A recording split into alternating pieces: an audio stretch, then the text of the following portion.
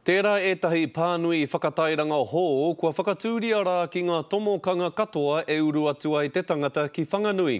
Engari kāre etahi o ngā māngai o te kaunihera ārohe i te rata ki te noho mai a te reo Māori ki runga ake i te reo Pākehā.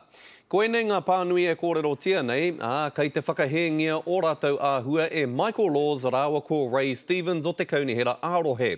Hei tā rāua he nui rawa te mana kua hoatu ki te reo Māori i tāna noho ake ki runga i te reo Pākehā. Kei roto hoki te H i te ingoa Whanganui, kei te whakahe hoki a Laws i tērā. Engari hei tā ngā kaumātua o te iwi kāinga e hari koana rātou i te kaha o te kaunihera o Whanganui ki te whakamana i te reo Māori ki te ao. The town is based on the awa, on the river, and it's about a welcome to this town, a river city. A river city. That's what it's about.